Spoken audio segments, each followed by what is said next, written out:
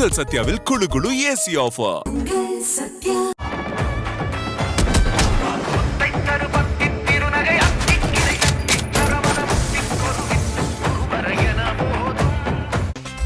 No compromise. Unga side liyo, enga side liyo.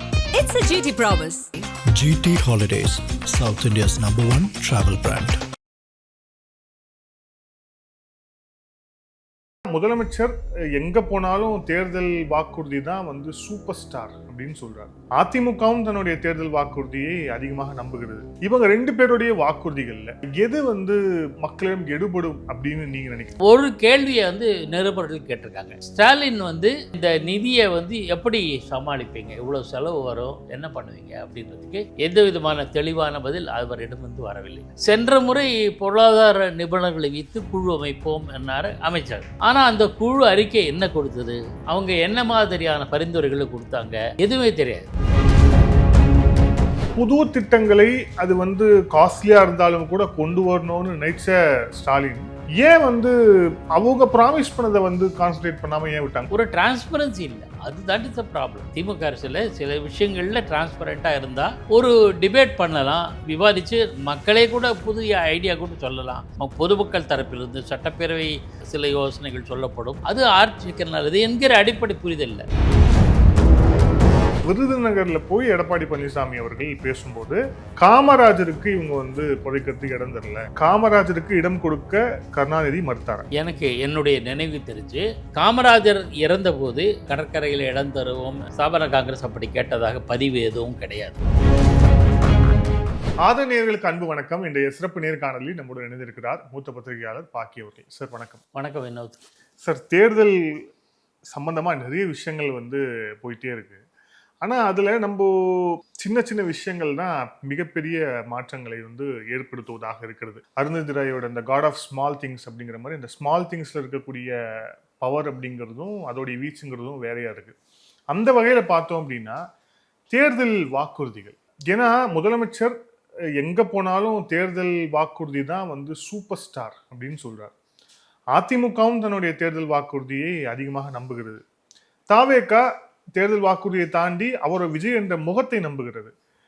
சீமான் அவர்கள் அவர் எல்லாத்தையும் தாண்டி அவருடைய கொள்கையை நம்புகிறார். ஸோ வாக்குறுதியை டிபெண்ட் பண்ணி இருக்கிற ரெண்டு பிளேயர்ஸ்ல முக்கியமான பிளேயர்ஸ் தான் ஏடிஎம்கே அண்ட் டிஎம்கே இருக்கிறாங்க. இப்போ இவங்க ரெண்டு பேருடைய வாக்குறுதிகள்ல எது மக்களிடம் எடுபடும் அப்படின்னு நீங்க நினைக்கிறீங்க? ஒரு பரந்துபட்ட பார்வையில் முதல்ல வாக்குறுதிகள் அப்படிங்கிறது தேர்தலுக்கான ஒரு உத்தி. அப்படிதான், இது செய்கிறோம் எனக்கு ஓட்டு போடு அப்படிதான். ஆனால் அது எந்த அளவுக்கு ஒர்க் அவுட் ஆகும் அப்படிங்கிறது ஒன்று இருக்குது. சில வாக்குறுதிகள் பலிக்கும் என்றால் பலித்தே தீரும். 67 அண்ணா ரெண்டு விஷயத்தை முன்ன சொன்னார். திராவிட முன்னேற்ற கழகம் ஆட்சி அமைத்தால் இருமொழி கொள்கை தான், இந்திக்கு இடமே இல்லை.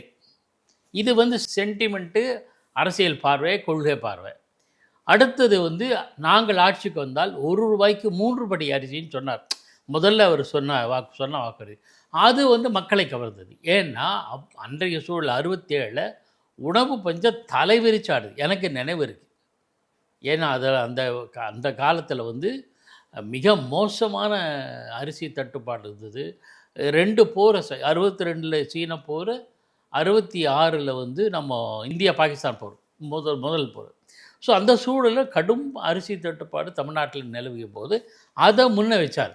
அது பெரிய ஒர்க் அவுட் ஆயிடுச்சு. ஆனால் ஆட்சிக்கு வந்தோடனே யதார்த்த காலத்தை புரிந்து கொண்டு அவர் என்ன பண்ணார், ₹1 1 படி அரிசின்னு போட்டார்.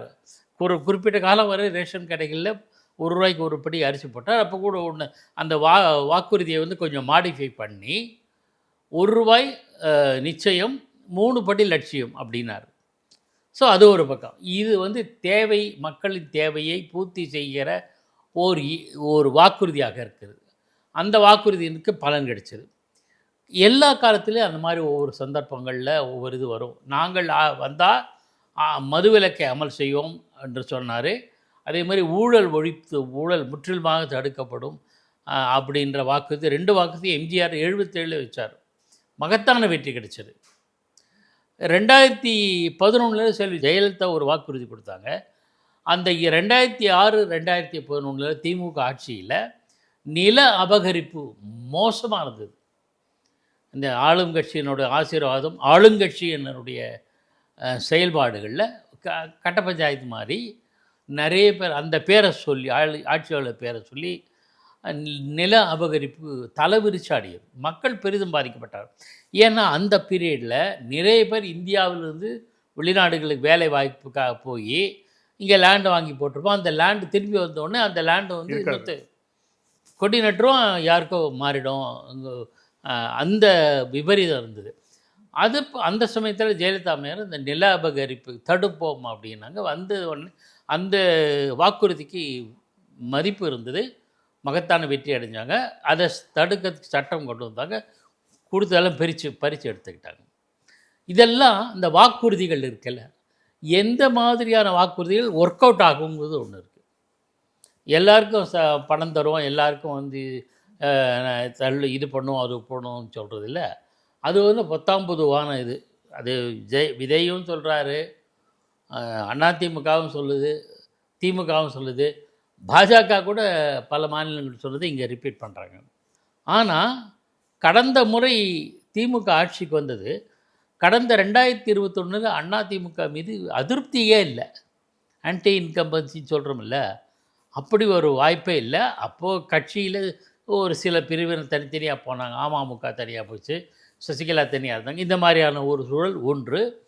ரெண்டாவது, சில அவங்க மேலே ஒரு காத்திருத்து என்ன பண்ண போகிறாங்கன்னு இது இருந்தது. திமுக என்ன பண்ணுச்சு, நகை கடன்களை தள்ளுபடி செய்வோம், கல்வி கடன்களை ரத்து செய்வோம், மற்ற பெட்ரோல் விலை டீசல் விலையை குறைக்கிறதுக்கு இது பண்ணுவோம் அது பண்ணுவோம் பல வாக்குறுதிகள் சொன்னாங்க. இந்த வாக்குறுதிகள் மக்கள் மத்தியில் ஈடுபட்டது. அதனால தான் திமுகவுக்கு வாக்களித்தாங்க, ஆட்சிக்கு வந்தாங்க. ஆனால் வந்த பிறகு அவங்களால செய்ய முடிஞ்சதான்னு இல்லை.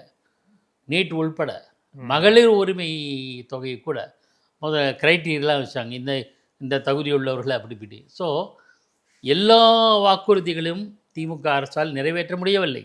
வேண்டுமென் அந்த கொடுத்த பல வாக்குறுதிகள் முடியாதுன்னு தெரிஞ்சு கூட செஞ்சாங்க. இது என்னுடைய என்ன தாக்கத்தை ஏற்படுத்தும்னா, கலைஞர் கருணாநிதி 2006 ஆட்சி வரத்துக்கு முன்னாடி ஒரு வாக்குறுதி கொடுத்தார். விவசாயிகளுக்கு, தமிழ்நாட்டில் உள்ள எல்லா விவசாயிகளுக்கும் தலா 5 ஏக்கர் நிலம் தருவோம், விவசாய நிலம் தருவோம் அப்படின்னு சொன்னார். ஆனால் அவர் ஒரு யதார்த்தத்தை மறந்துட்டாரா, அல்லது அவரே எல்லா விஷயத்தையும் கற்றுணர்ந்தவர். அவரை வந்து சாதாரணமாக சொல்ல மாட்டேன், எல்லா விஷயம் கிரவுண்ட் லெவல் விஷயங்களை தெரிஞ்சுக்கக்கூடியவர். என்ன கணக்கு தப்பாக போட்டார்னு தெரியல. ஆட்சிக்கு வந்த பிறகு அவரால் அதை நிறைவேற்ற முடியல, பல இடங்களில் திணறினார். அப்போ வந்து தான் சொன்னார், எங்ககிட்ட இந்த தமிழ்நாட்டில் போதிய நிலம் இல்லாட்டா கூட நீங்கள் உங்ககிட்ட இருக்கிற தரிசு நிலத்தை கொடுங்க, அதை நாங்கள் திருத்தி தருகிறோம், செப்பரேட்டு தருகிறோம், விளைநிலமாக்கி தரோம் அப்படின்ற அளவுக்கு இறங்கினார். அதுக்கப்புறம் ஒரு ஸ்டேஜில் எங்களால் இவ்வளோதான் முடியும்னு கன்ஃபெஷனல் ஸ்டேட்மெண்ட் ஒப்புதல் வாக்கு மூலமே கொடுத்துட்டார். இந்த மு.க. ஸ்டாலின் ஆட்சி வந்த பிறகு பல வாக்குறுதிகளை அவரால் நிறைவேற்ற முடியல. நிறைவேற்ற முடியாத எண்ணற்ற வாக்குறுதிகள் இக்னோர் பண்ணிடலாம், அது வந்து பெருசு இல்லை. ஆனால் நகை கடன் தள்ளுபடி, கல்வி கடன் தள்ளுபடி, பெட்ரோல் டீசல் மானியம், அப்புறம் மின் கட்டணத்தை மாத முறை அது வந்து பெருமளவுக்கு சேமிக்கும், 6000 ரூபா கிட்டத்தட்ட சேமிக்கும்னு சொல்கிறாங்க. அப்புறம் வந்து நீட்டு பற்றி சொன்னாங்க. நீட்டை பற்றி ஒரு பெரிய அது ஒரு டிபேட்டபிள் சப்ஜெக்ட், அது கூட. ஆனால் இவங்க கொடுத்த ப்ராமிஸ் தானே 2019 தேர்தல் அதெல்லாமே முழுக்க அதை வச்சு தானே. ஏன்னா எக்ஸம்ஷன் ஒரு தடவை ஜெயலலிதா அம்மா வாங்கினாங்க எக்ஸம்ஷன், அது மாதிரி இவரும் இவங்க இந்த ஆட்சியில் செய்வாங்கன்னு எதிர்பார்த்தாங்க, நடக்கலை. மின்கட்டண சலுகை எதிர்பார்த்தாங்க, ஓய்வூதிய பென்ஷன் திட்டத்தில் பழைய ஓய்வூதியம் தரப்படும்னு சொன்னாங்க. இந்த வாக்குறுதிகளால் அவங்கள பெரும்பாலும் 90% நிறைவேற்றலை வாக்குறுதி. ஆக்சுவலாக இதுதான் கேட்கணும், இது எந்த மாதிரியான இம்பாக்டை கொடுக்கும்? ஏன்னா இந்த தேர்தல் வாக்குறுதியில் 8000 ரூபாய் டோக்கன் அப்படின்னு சொல்லியிருக்கிறாரு, மகளிர் உரிமை தொகை 2000 உயர்த்தப்படும் சொல்லியிருக்கிறாரு. இந்த மாதிரியான வாக்குறுதிகள்லாம் இந்த தேர்தல் அறிக்கையில் இருக்கு. ஆனால் இந்த தேர்தல் அறிக்கை பெரிய அளவுக்கு வந்து மக்கள் மத்தியில் எடுபட்டுச்சா அப்படின்னா அதே ஒரு கேள்விதான். ஆனால் ஏற்கனவே நாங்கள் செய்வோம்னு ப்ராமிஸ் பண்ண வாக்குறுதியை நிறைவேற்றல, அதை மக்கள் வந்து எப்படி பார்ப்பாங்க? நிச்சயமாக அது மற்ற விஷயங்களாக விட்டுருங்க. நீட் ரத்து, ஓய்வூதிய பழைய ஓய்வூதிய திட்டங்கிறது கூட ஒரு குறிப்பிட்ட செக்மெண்ட் தான். ஒட்டுமொத்த தமிழ்நாட்டுக்கு அல்ல. ஆனால் தமிழ்நாட்டு மக்கள் அனைவருக்கும் பொதுவானது கல்வி கடன், கல்வி நகைக்கடன். நகைக்கடன், இது 2. பெட்ரோல் டீசல், அப்புறம் வந்து பால் விலை, மின் கட்டணம், இதெல்லாம் எசென்ஷியல்.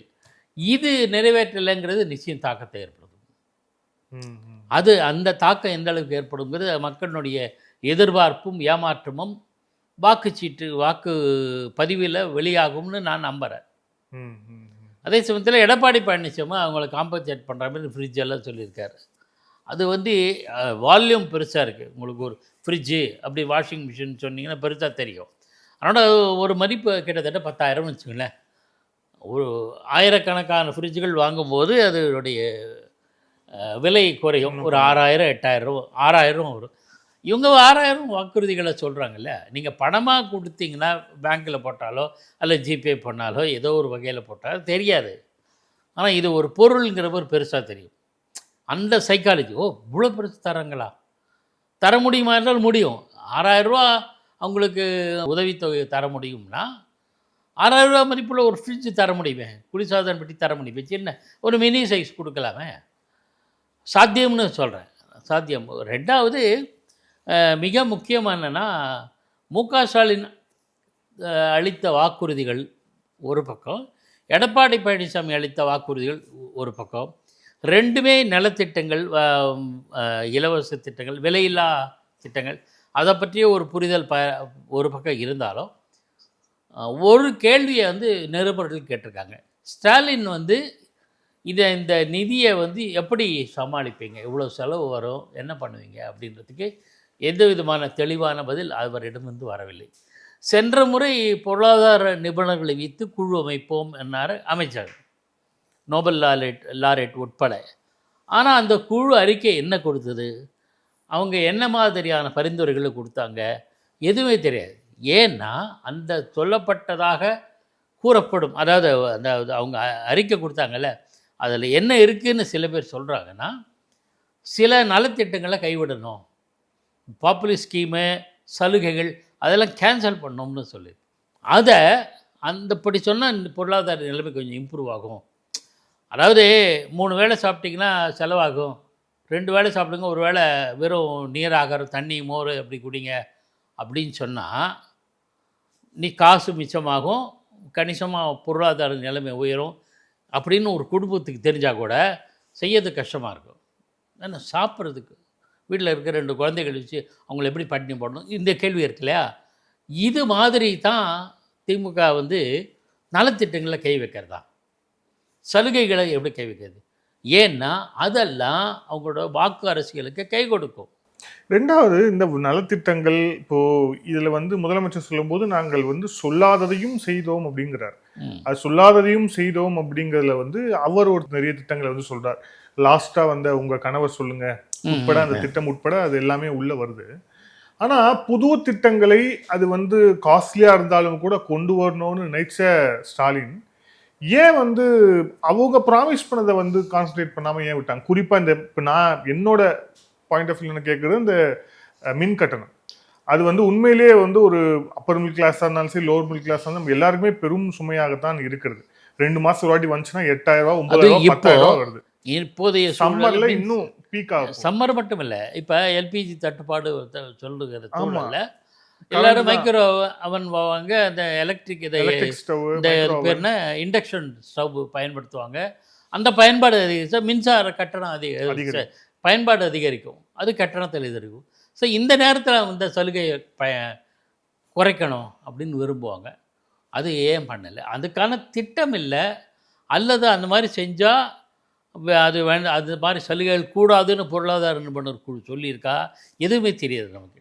ஒரு டிரான்ஸ்பரன்சி இல்லை, அதுதான் இட்ஸ் அ ப்ராப்ளம். திமுக அரசில் சில விஷயங்களில் டிரான்ஸ்பரண்ட்டாக இருந்தால் ஒரு டிபேட் பண்ணலாம், விவாதித்து மக்களே கூட புதிய ஐடியா கூட சொல்லலாம். பொதுமக்கள் தரப்பிலிருந்து சட்டப்பேரவை சில யோசனைகள் சொல்லப்படும், அது ஆட்சிக்கு நல்லது என்கிற அடிப்படை புரிதல் இல்லை.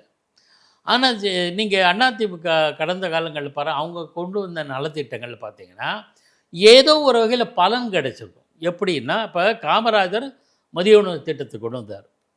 அது அந்த திட்டத்தை எப்படி கொண்டு வந்தார்னா, ஏதோ ஆய்வு நடத்தி நிபுணர் குழு அதெல்லாம் கேட்கல, யதார்த்தமாக களத்தில் பார்த்தார். கூட்டத்துக்கு போகிறாரு ஏதோ ஒரு நிகழ்ச்சியில், அந்த ஒரு பையன் மயங்கி விழுந்தான். ஏதோ ஒரு மயங்கி விழுந்தோடனே ஏன்டா அப்படின்னோடனே சாப்பிட்லங்கிறான். நீங்கள் ஸ்கூலுக்கு போறியானா இல்லைன்னா, சோறு போடுறியா நான் ஸ்கூலுக்கு போகிறேன் அப்படின்னு கேட்டிருக்கான். அதை ஒரு பொறி தட்டியிருக்கு. சோறத்துக்காக தான் பசங்க நல்லா கஷ்டப்படுறாங்க, பள்ளிக்கூடத்துக்கு வரல. இது யதார்த்தத்தை அவர் மக்கள் மத்தியிலேருந்து எடுக்கிறார். ஒரு திட்டத்தை எடுத்து கமிட்டடாக மதிய உணவு திட்டத்தை கொண்டு வர. நல்லா பாருங்கள், 60கள்லேருந்து 70கள் 80களில் என்ரோல்மெண்ட் ரேட்டு மகத்தான வெற்றி. இந்தியாவில் அதிகமாக தமிழ்நாடு வந்து என்ரோல்மெண்ட் ரேட் அதிகமாக இருக்க நாங்கள் மாறுதட்டிக்கிறோமே, அதுக்கு காரணம் காமராஜ் மாடல். இன்றைக்கி எதோ மாடல் சொல்கிறோம். காமராஜ் வித்திட்டது சார். அது சாதாரண விஷயம் இல்லை. தொலைநோக்கோடு பார்த்தாரு, யதார்த்தத்தை பார்த்தார். மண்ணிலேருந்து மக்கள் மத்தியிலேருந்து திட்டங்கள் எடுக்கிறார். ஒன்று, இது ஒரு பக்கம். இன்னொரு பல விஷயங்கள் சொல்லப்போனால், எம்ஜிஆர் அவர்கள் சத்துணவு திட்டம் கொண்டு வந்தாங்க. அதை வந்து கேலி செஞ்சாங்க எதிர்கட்சியினெல்லாம். தட்டை இருந்து வைக்கிறாங்க குழந்தைகள். இல்லை, தமிழ்நாட்டில் கல்வி எப்படி வளர்வதற்கு காமராஜர் திட்டம் பயன்பட்டதோ அதே மாதிரி ஆரோக்கியமான குழந்தைகள் அடுத்த ஜெனரேஷனில் நியூட்ரிஷியஸ் ஃபுட், சத்துணவுன்னு கொண்டு வந்தார் எம்ஜிஆர். உணவுன்னு சொல்லாமல் சத்துணவு திட்டம்னு கொண்டு வந்தார். அது வந்து பலன் கொடுத்தது. ஜெயலலிதா அம்மையார் ஆட்சி காலத்தில் வந்து தொட்டில் குழந்தை திட்டம் கொண்டு வந்தாங்க. ஃபீமேல் இன்ஃபன்டிசைடு, பெண் சிசு கொலை குறைஞ்ச பட்சத்தில் இல்லை, ஆல்மோஸ்ட் இல்லைன்ற நிலை வந்தது. அது காரணம். நான் இப்போது கூட ஸ்டாலின் கொண்டு வந்த காலை உணவு திட்டம் வரவேற்கத்தக்க திட்டம், பாராட்டத்தை. இந்த மாதிரி திட்டங்களில் செஞ்சிங்கன்னா, இன்வெஸ்ட் பண்ணால், அதில் வந்து அரசாங்கம் செலவு பண்ணால் நல்லது. ஏன்னா இதனோட பலன் பின்னாடி கிடைக்கும். இப்போ தெரியாது, ஒரு 10 வருஷம் கழிச்சு இந்த காலை உணவு திட்டம் ஸ்டாலின் கொண்டு வந்த திட்டம் எந்த அளவு பலன் கிடைக்கும் தெரியும். இது கிட்டத்தட்ட இன்வெஸ்ட்மெண்ட் மாதிரி தான். அதுதான் இந்த மாதிரி நலத்திட்டங்கள் என்பது ஓட்டுக்காக என்று இல்லாமல் இந்த மாதிரி பலன் தரக்கூடியதாக இருந்ததுன்னா நிச்சயமாக அதுக்கு அதனுடைய எதிர்காலத்தில் பலன் தெரியும். கவனம் செலுத்தணும். 2 கட்சி, திமுக அதிமுக இல்லை எந்த கட்சியாக இருந்தாலும், பெண்களுக்கு வரதட்சணைக்கு தான் என்ன பெண்ணை சீர்வரிசை தர்றோம், அது தர்றோன்னு விஜய் சொல்கிறார்.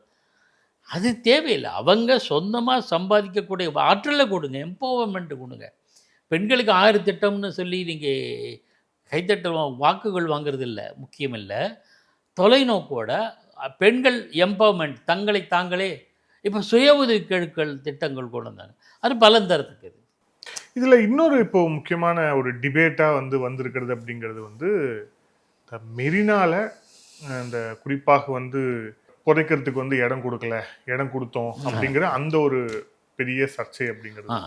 அதில் ரொம்ப முக்கியமாக விருதுநகரில் போய் எடப்பாடி பழனிசாமி அவர்கள் பேசும்போது காமராஜருக்கு இவங்க வந்து புதைக்கிறதுக்கு இடம் தரல, ஸோ வந்து காமராஜருக்கே இவங்க வந்து கொடுக்கல, அதுக்கு வந்து கருணாநிதி தான் வந்து அவர் ஒரு தனியாக ஒரு ஃபார்முலா சொன்னார், அதாவது முதலமைச்சராக இருக்கும்போதே இருந்தால் தான் கொடுப்போம் அப்படின்ட்டு. ஸோ அவர் வச்ச ஃபார்முலா வச்சு தான் நானே வந்து இவருக்கு கொடுக்காம இருந்தேன், அதை வந்து குறை சொல்கிறாரு ஸ்டாலின் அப்படின்ட்டு வந்து சொல்கிறார். ஸோ இப்போ இந்த இது இருக்குல்ல வாத பிரதிவாதங்கள், இது எப்படி பார்க்குறீங்க? குறிப்பாக ஒரே கேள்வி, காமராஜருக்கு இடம் கொடுக்க கருணாநிதி மறுத்தாரா? எனக்கு என்னுடைய நினைவு தெரிஞ்சு 75 நான் காமராஜரோட தொண்டை, கடைசியில் இருக்கிற கீழ்நிலையில் இருக்கிற தொண்டை, என்னுடைய நினைவு தெரிஞ்ச விஷயங்களை பதிவு செய்ய விரும்புகிறேன். நம்பர் 1, காமராஜர் இறந்தபோது அவருக்கு கடற்கரையில் இடம் தருவோம் கேட்க ஸ்தாபன காங்கிரஸ் அப்படி கேட்டதாக பதிவு எதுவும் கிடையாது. எஸ்ஆர் பாலசுப்ரமணியம் கேட்டார் அப்படிங்கிறாரு. இல்லை, அப்படி இல்லை. எஸ்ஆர் பாலசுப்ரமணியம் எங்கே இருந்தார்? அப்போ பி ராமச்சந்திரன் தான் தமிழ்நாட்டு காங்கிரஸ் கட்சியினுடைய தலைவர். மூப்பனார் கூட லைம் லைட்டில் இல்லை. ஏன்னா மூப்பனார் கூட மட்டும் சொல்லல, திருச்சி வேலுசாமி அப்போ இல்லை சொல்லியிருக்காரு. திருச்சி வேலுசாமி எனக்கு சீனியர் தான் இயக்கத்தில். ஆனால் எனக்கு என்னுடைய நினைவு தெரிஞ்சு அப்படி எதுவும் நடந்ததா எனக்கு தெரியல. நான் தெரியலன்னு சேஃப்டியாக சொல்கிறேன். அது பதிவு இருந்தால் நான் காட்டினா நான் ஒப்புக்கொள்வேன், ஆனால் எனக்கு தெரியல. ஆனால் நடந்த சில உண்மைகளை சொல்லி வைக்கணும். காமராஜர் உயிரோடு இருந்த வரையில் கருணாநிதியினோட ஆட்சியை எந்த விதமாக பாதிப்பு இல்லாமல் இருந்தது. அவர் இறந்த பிறகு தான், அவர் அக்டோபர் 2, 1975 மறைகிறார். ஜனவரி 31, 1976 கருணாநிதியோட ஆட்சி டிஸ்மிஸ் செய்யப்படுகிறது. 1. அது அப்போ காமராஜர் பாதுகாப்பாக இருக்கார் அப்படின்னு இருந்திருக்காருன்னு ஒரு அனுமானம், யூகம்தான். அதுதான் சரியானதுன்னு சொல்லலை, இருக்கிறதுக்கு சான்சஸ் இருக்கலாம். ஒன்று. ரெண்டாவது, அதுக்காக காமராஜர் வந்து கருணாநிதியை ப்ரொடெக்ட் பண்ணார் அதெல்லாம் சொல்லலை. அந்த சில கருத்துக்கள் சொல்கிறாங்கல்ல, அதெல்லாம் எனக்கு உடன்பாடு இல்லை. ரெண்டாவது, காமராஜர் அவர்கள் மறைந்த பிறகு அவருக்கு கிண்டி வளாகத்தில், ராஜ்பவன் வளாகத்தில் மரங்கள் அந்த இடத்த வந்து அழகாக அப்புறப்படுத்தி அவருக்கு இறுதிச் சடங்குகளை முறையாக செய்வதற்கான அனைத்து உதவிகளும் கருணாநிதி செய்தார். கொட்டுகிற மழையில் தலையில் துண்டு கட்டிக்கிட்டு களத்துக்கு போய் தான் வேலை செஞ்சார். அது பதிவாக இருக்கிறது. அதில் மாற்று எப்போது எனக்கு நினைவு தெரிஞ்ச மாற்று இடம் கொடுத்தாருங்கிறது சரி. மெரினால இவங்க எனக்கு அது தெரியாது, எனக்கு தகவல் தெரியாது. அப்படி ஒரு சம்பவம் நடந்தால் எனக்கு நினைவு தெரிஞ்சு இல்லை. ஏன்னா தொடர்ச்சியாக காமராஜரை, பெருந்தலைவர் காமராஜரை திமுக எப்படி நடத்தியது அப்படிங்கிற அந்த ஒரு விஷயம் வந்து டிபேட்டபிளா இருந்துகிட்டே இருக்கு. காமராஜர் அவங்க கேலி பண்ணாங்க, கிண்டல் பண்ணியிருக்காங்க, பல பாடல்களும் திமுக உருவாக்கியிருக்காங்க. இப்போ கூட ஒரு திருச்சி சிவா சொன்ன ஒரு ஏசி இல்லாமல் அதெல்லாம் வந்து கொச்சைப்படுத்தினதெல்லாம் ஏராளமாக இருக்குது, மறுப்பில்லை. ஆனால் 75 அவர் மறைகிற காலத்தில் காமராஜருக்கு முறையாக தான் அவங்க திமுக அரசு செஞ்சுருக்கு. அதில் எனக்கு டவுட் இல்லை. அங்கே வந்து கூடவே இருந்தவர் பாராமச்சந்திரன், காமராஜருக்கு நெருங்கியவர் பாராமச்சந்திரன். அப்போ ஜிகே பப்பரர் கூட லைம் லைட்டில் கிடையாது. ஒரு டிஸ்ட்ரிக்ட் காங்கிரஸ் தஞ்சாவூர் மாவட்ட காங்கிரஸ் கமிட்டி தலைவராக இருந்தார். மரியாதைக்குரியவர், அது குறைய சொல்லலை, நல்ல பழுத்த காங்கிரஸ்காரர், அதனால் அதுக்கு சொல்லலை. ஆனால் அப்போது முழுக்க காமராஜருக்கு வாரிசாக பாராமச்சந்திரன் தான் இருந்தார், பேராசிரியர் பாரா அவர்கள் தான் இருந்தார். அந்த அவருடைய இறுதிச் சடங்கு சிதையில் அவரை தகனம் செய்வதற்கான ஏற்பாடுகள் முழுக்க கலைஞர் கருணாநிதி பக்கத்தில் இருந்தார், பாராமச்சந்திரன் இருந்து பார்த்துருக்காரு. நம்ம அதில் மட்டும் மாற்று கருத்து கிடையாது. மற்றது நீங்கள் சொன்ன புதைப்பதுக்கு இடம் கேட்டாங்களான்னு எனக்கு அந்த பதிவு இல்லை. பாராவுக்கு நெருக்கமானவர்கள் யாராக இருந்தால் அவர்களாம் சொல்லலாம், தெளிவுபடுத்தலாம்னு நான் கருதுறேன். இது ஒரு பக்கம். எடப்பாடி பழனிசாமி சொன்னதில் இன்னொரு ஃபேக்சுவல் எரர் இருக்குது. ஜானகி அம்மையாரும் முதலமைச்சராக இருந்தாங்க, அவங்கள நல்லடக்கம் செய்வதுக்கு கேட்டோம், மறுத்தார். அதுக்கு என்ன காரணம் சொன்னால், கோஸ்டல் ரெகுலேட்டரி ஜோன் இருக்குல்ல, அந்த விதியின் கீழே கருணாநிதி மறுப்பு தெரிவித்ததாக எடப்பாடி பழனிசாமி சொன்னார். அதுவும் எனக்கு தெரிஞ்சு உண்மை இல்லை, தகவல் சரியானதாக எனக்கு படவில்லை. ஏன்னா ஜானகி அம்மார் வந்து 96 மறைந்தார்கள். அவங்க மறைந்தபோது அவங்க வீட்டிலே தான் அவங்க நல்லடக்கம் பண்ணாங்க, ராமாவரம் தோட்ட வளாகத்தில் தான். எந்த விதமான தகவலும் கிடையாது, பெரிய நிகழ்ச்சி எதுவும் இல்லை.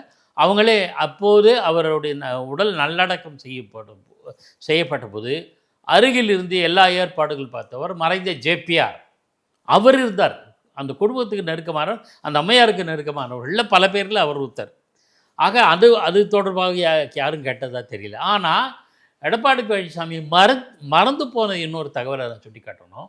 நாவலர் நெடுஞ்செழியன் மறைந்தபோது அவருக்கு நிலம் அங்கே நல்லடக்கம் செய்ய வேண்டும் என்று செல்வி ஜெயலலிதா கேட்டார். இது உண்மை. அது கருணாநிதி மறுத்தார். அதை கருணாநிதி இந்த விதிமுறையை சொல்லி மறுத்தார். ஸோ அப்போ வந்து மறுத்தது சரி அப்படின்னா ஒரே ஒரு சம்பவம் தான் என்னை பொறுத்தவரை உறுதி செய்யப்பட்ட மறுப்பு, அதுதான். ஓகே, மறுத்தது சரி அப்படின்னா அப்போ கருணாநிதிக்கு வந்து புதைக்க இடம் கொடுக்க முடியாதுன்னு எடப்பாடி மறுத்தது மட்டும் எப்படி தவறாகும்? எடப்பாடி அந்த காரணம் சொல்லி மறுத்தது சரியானது தான், ஒரு லாஜிக் தான். அது இந்த மாதிரி விதி இருக்குது அப்படின்னு சொல்லி அரசால் எதுவும் செய்ய முடியாது, தடை இருக்குதுன்னு சொன்னது உண்மை, அது சரியானது தான், அது லாஜிக்கு. ஆனால் திமுகவினர் என்ன பண்ணாங்க, அந்த தடை உத்தரவை விலக்கிக் கொள்வதற்கான சட்டப்பூர்வமான முயற்சிகளில் ஈடுபட்டார்கள்.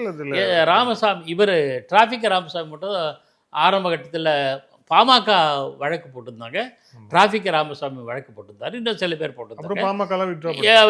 எல்லாருமே அவங்க வழக்கை திரும்ப பெற்றார்கள்.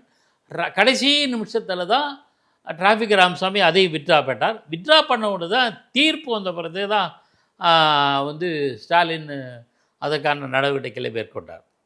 அப்போது கூட பொது மேடையில் பேசுகிறார், இப்படி ஒரு சூழல் அமையாவிட்டால் அடுத்து என்னையும் அங்கே தான் புதைப்பார்கள் அப்படின்ற மாதிரி சொன்னார்.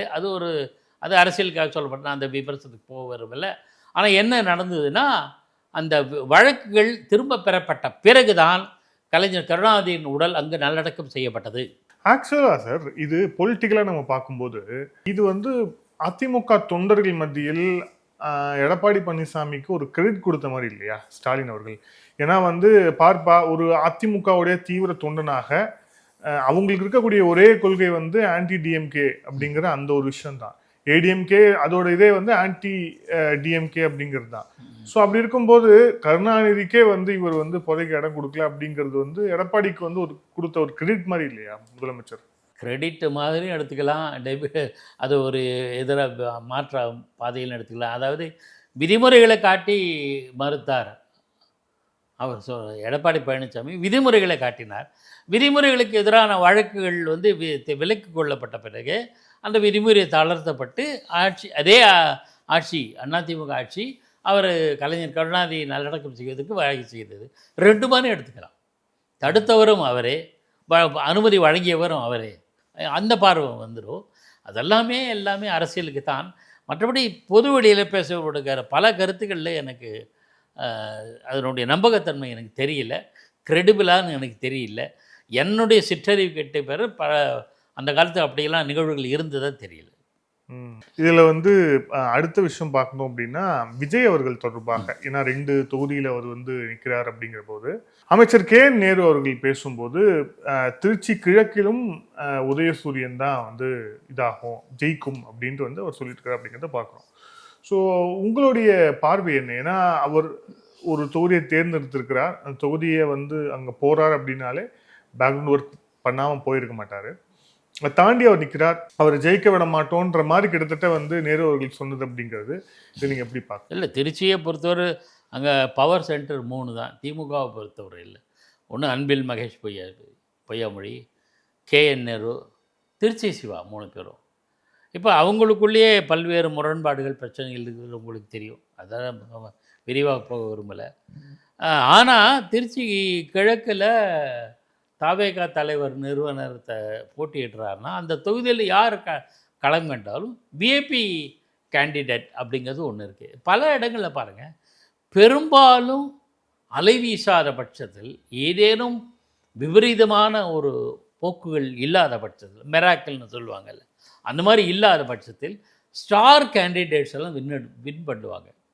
நட்சத்திர வேட்பாளர்கள் இப்போ விஜயோ மு.க. ஸ்டாலினோ. அப்படி பார்த்தா இப்போ மதுரை மத்திய தொகுதியில் வந்து இயக்குனர் சுந்தர் சி நிற்கிறாரு ரெட்டலையில், அவர் ஜெயிப்பார்னு சொல்ல அரசியலுக்கு புதுசு இல்லை. ஏன்னா அவர் அரசியலுக்கு புதியவர். பழனிவேல் தியாகராஜ் மேலே ஒரு குற்றச்சாட்டு கிடையாது. பழனிவேல் தியாகராஜ் எந்த காலத்திலும் காசு கொடுத்து வாக்குகள் வாங்கினதில்லை. அதெல்லாம் அவருக்கு ப்ளஸ் பாயிண்ட். மதுரை என்றால் பழனிவேல் தியாகராஜ் தான் குடும்பம். பிடி ராஜன், பிடிஆர் பழனிவேல் ராஜன், பிடிஆர் பழனிவேல் தியாகராஜன், அந்த பரம்பரைக்கே அந்த மதுரை மீனாட்சியினோட அனுகிரகம் உண்டு. அதனால் அவங்க கோட்டை, அது எக்ஸம்ஷன், அதை ஒன்றும் பண்ண முடியாது. சுந்தர் சி பாப்புலர் ஆனவர். ஜஸ்ட் பிகாஸ் இஸ் பாப்புலர் வெற்றி பெறுவாங்கன்னு சொல்லுவாங்க. அண்ணா நகர்லேயே இருந்த ஹெச்வி ஆண்டே குறைந்த மார்ஜினில் கலைஞர் கருணாநிதியிடம் வெற்றி வாய்ப்பு இழந்தார். ஆனால் கலைஞர் கருணாநிதி டாப் லீடரில், ஸ்டேட் லீடர், நேஷனல் லீடர் பிற்காலத்தில். அந்த மாதிரி ஸ்டார் கேண்டிடேட்ஸ் எல்லாம் பெரும்பாலும் வெற்றி பெற்றுவார்கள். எப்போ நான் உண்மையிலே கருணாநிதி அவர்கள் ஜெயிச்சாரா? இல்லை, குறைந்த மார்ஜினில் வெற்றி வாய்ப்பு இழந்தார். அது வந்து சர்ச்சை சொல்லுவாங்க. பட்டு கலைஞர் கருணாநிதி வெற்றி பெறுவது வந்து பெரிய இது இல்லையே. அவருக்கு டஃப் ஃபைட்டு கொடுத்தாரு ஹெச்வி ஆண்டே, அப்படி வேணால் சொல்லலாம். அது தவிர நான் என்ன சொல்கிறேன்னா, பை அண்ட் லார்ஜ் நட்சத்திர வேட்பாளர்கள், அது முக்கிய தலைவர்கள் தோற்றதாக வரலாறு இருக்குது. 91 மிகப்பெரிய அலை வீசிச்சு. கலைஞர் கருணாநிதி தோல்வி அடையவில்லை, பேராசிரியர் அன்பழகன் தோல்வி அடைந்தார், துரைமுருகன் தோல்வி அடைந்தார், பெரிய பெரிய தலைவர்கள் தோல்வி அடைந்தாலும் கலைஞர் கருணாநிதி தோல்வி அடையலை. அது மாதிரி தான் எல்லா காலத்திலும் அலைகள் மகத்தான அலை வீசும்போது. ஆனால் இந்திரா காந்தி ரேபரேலியில் தோற்று போகிறாங்க, கர்ம வீரர் காமராஜர் விருதுநகரில் தோற்று போனார், புரட்சி தலைவி ஜெயலலிதா பர்கூரில் தோற்று போனாங்க 96. அதெல்லாம் ரேர். மிகப்பெரிய அலை சுனாமி மாதிரி வரும்போது அடிச்சுட்டு போயிடும். அப்போ கூட இவங்க வெற்றி வாய்ப்பு இழந்ததெல்லாம் பார்த்திங்கன்னா குறைவாக தான் இருக்கும். அதை இப்போ காமராஜர் இந்த லோ மார்ஜினில் தான் சீனிவாசன் ஜெயித்தார். ஆமாம், ஜெயலலிதா கூட இஜி சுபன் வெற்றி பெற்றது ஒரு மிராக்கல் மாதிரி தான் அது. ஸோ அப்போ 2 தொகுதியிலுமே விஜய் ஜெயிப்பதற்கான வாய்ப்புகள் தான் பிரகாசமாக நிச்சயமாக அது இருக்கும். ரொம்ப ரேராக தான் அவர் மேலே அதிருப்தி நம்பிக்கையின்மை, இது அடிப்படையில் தான் வெற்றி இதுல வாய்ப்பு. ரிப்பிள் எஃபெக்ட் வந்து இருக்குமா? ஏன்னா ரிப்பிள் எஃபெக்ட் அப்படிங்கிறது வந்து வெறும் ஒரு சயின்டிஃபிக் டேர்மா சொல்ல முடியாது. எலெக்ஷன்ல நிறைய பேர் வந்து குறிப்பா அதில் வல்லுநர்களாக இருக்கக்கூடியவங்க இந்த ரிப்பிள் எஃபெக்டை வந்து சொல்றாங்க. ஒரு பெரிய ஒரு மாஸ் லீடர், ஒரு மாஸான ஒரு ஒரு ஒரு ஐடென்டிட்டி இருக்கக்கூடிய ஒரு நபர் வந்து ஒரு தொகுதியில் நிற்கிறார் அப்படின்னா அது வந்து அவங்களுடைய பக்கத்து தொகுதியை ரிஃப்ளெக்ட் பண்ணும், பக்கத்தில் இருக்கக்கூடிய மாவட்டத்தை அந்த மாவட்டத்தை ரிஃப்ளெக்ட் பண்ணும், பக்கத்து தொகுதிகள் ரிஃப்ளெக்ட் பண்ணும் அப்படின்னு வந்து ஒரு ரிப்பிள் எஃபெக்ட் அப்படின்னு சொல்லிட்டு ஒரு டேர்ம்ல சொல்றாங்க. அப்படி பார்த்தோம் அப்படின்னா பெரம்பூர்ல அவர் வந்து நிற்கிறாரு. பெரம்பூருக்கு பக்கத்து தொகுதி கொளத்தூர் தொகுதி, கொளத்தூர் வந்து ஸ்டாலினுடைய தொகுதி. அதே மாதிரி வந்து இப்போ திருச்சி தெற்கில் நிற்கிறாருன்னா திருச்சி தெற்கில் வந்து விஜய், அதன் பக்கத்தில் இருக்கக்கூடிய தொகுதி வந்து நேரு அவர்களுடைய தொகுதி. ஸோ இந்த ரிப்பிள் எஃபெக்ட் அப்படிங்கிறது வந்து அந்த தொகுதி வரை நீளும் அப்படின்னு பார்க்குறீங்களா? அதில் ஏதாவது? அது எனக்கு அப்படி ஒன்றும் நான் எதிர்பார்க்கல. ஏன்னா அவங்க அந்தந்த தொகுதிக்கு என்ன பண்ணியிருக்காங்கன்றது. இப்போ வாரணாசிக்கு பிரதமர் தொகுதி, பிரதமர் மோடி வாரணாசியை நல்லா கவனிச்சுக்கிட்டாரு. கொளத்தூர் முதலமைச்சர் தொகுதி, கொளத்தூர் பகுதியை ஓரளவு தேவையான அடிப்படை வசதிகள் செய்யப்பட்டதாகத்தான் நமக்கு தெரிய வருது. அங்கே ஒன்றும் சில குறைபாடுகள் இருக்கலாம். பையன்லாம் பார்த்திங்கன்னா கொளத்தூர் கம்ஃபர்டபுளாக இருக்கிறதுனால தான் அங்கே போட்டியிடுறாங்க.